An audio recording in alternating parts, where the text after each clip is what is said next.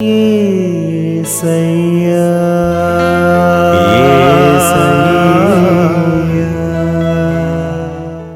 హల్లెలూయా. దేవునికి స్తోత్రం.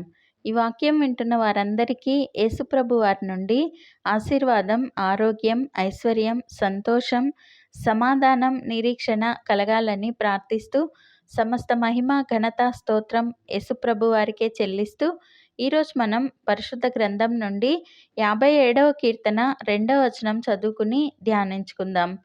మహోన్నతుడైన దేవునికి, నా కార్యం సఫలం చేయు దేవునికి నేను మొర్రపెట్టుచున్నాను. మనం తలపెట్టే కార్యాలు సఫలం చేయు దేవుడు యేసుప్రభువారు. ఈరోజు దేవుని ప్రార్థించి ఏ కార్యం తలపెట్టినా సఫలం చేస్తాను అని వాగ్దానం ఇస్తున్నారు.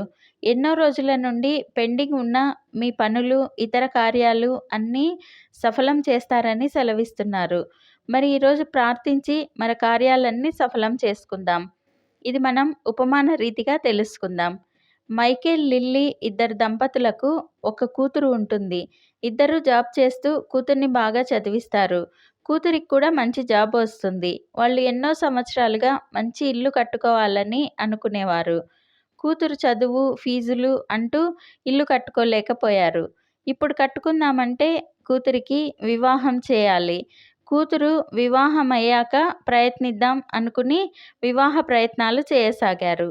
మంచి అబ్బాయితో వివాహం జరగాలి, పెళ్లి తర్వాత అమ్మాయి ఏ ఇబ్బంది పడకూడదు, మంచి కుటుంబంలో సంతోషంగా జీవించాలి అని దేవుని ప్రార్థించేవారు.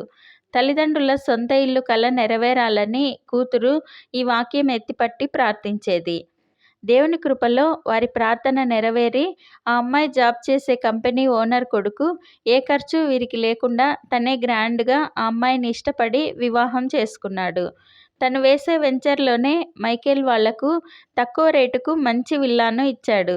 తమ జీవితంలో సొంత ఇంటి కల నెరవేరుతుందో లేదో అని అనుకున్న వారికి వారు ప్రార్థించినట్లు మంచి అబ్బాయి, మంచి కుటుంబం కూతురికి దొరికింది. వారికి మంచి విల్లా దొరికింది. తమ కార్యాలు రెండు ఇంత సులభంగా అద్భుత రీతిగా సఫలం చేసిన దేవదేవునికి కృతజ్ఞతలు తెలుపుకోసాగారు. యెషయా గ్రంథం 26వ అధ్యాయం 12వ వచనంలో, యెహోవా, నీవు మాకు సమాధానం స్థిరపరచుదువు. నిజముగా నీవు మా పక్షంన నుండి మా పనులన్నింటినీ సఫలపరచుదువు. మనకు స్థిరమైన సమాధానం ఇస్తారు. నిజంగా మన పనులన్నీ సఫలపరుస్తారని తెలుపుతున్నారు. దేవుడే నిజంగా అని సెలవిస్తే అది తప్పకుండా, ఖచ్చితంగా, నిశ్చయంగా జరుగుతుంది. దేవుని మాట పొల్లిపోయేది కాదు. మన కార్యాలు ఏవైనా సరే, అది సొంత ఇల్లు అయినా, పిల్లల వివాహాలు అయినా, బిజినెస్ అయినా, మంచి జాబ్ అయినా, ఇంకా ఏదైనా సరే, ఈరోజు మన పనులన్నీ, మన కార్యాలన్నీ సఫలం చేస్తారని వాగ్దానం ఇస్తున్నారు యేసు ప్రభువారు. వాగ్దానం ఇచ్చే దేవుడు నమ్మదగిన వారు కాబట్టి ఈరోజు వాగ్దానాన్ని రిసీవ్ చేసుకుని ప్రార్థించి మన కార్యాలు లేదా పనులు సఫలం చేసుకుని ఆయనకు గొప్ప సాక్షులుగా నిలుద్దాం. ప్రార్థన చేసుకుందాం. ప్రభువా, దేవా, సర్వాధికారి తండ్రి, మీ పరిశుద్ధ పాదాలకు వందనాలు, స్తుతులు, స్తోత్రాలు నాయనా.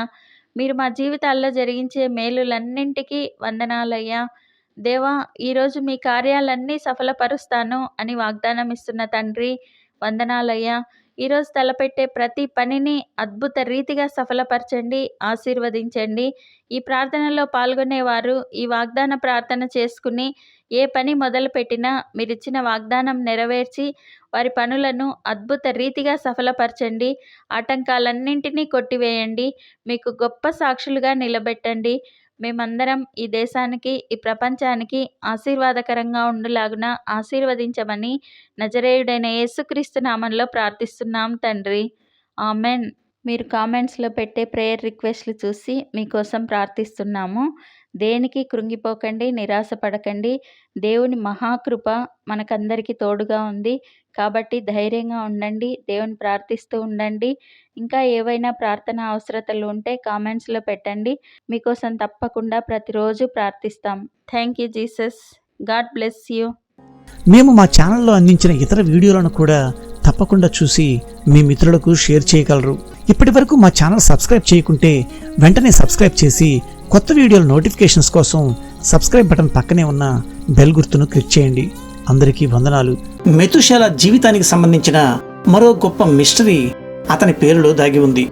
దీని ప్రకారం మెతుషెల మరణం ద్వారా ఓ గొప్ప తీర్పును దేవుడు ఈ లోకానికి ఇవ్వాలి. మన దేవుడు మాట తప్పని దేవుడు కదా. గొప్ప తీర్పునే మెతుషెల మరణం ద్వారా ఈ లోకానికి ఇచ్చాడు. అది ఎలాగో చూద్దాం.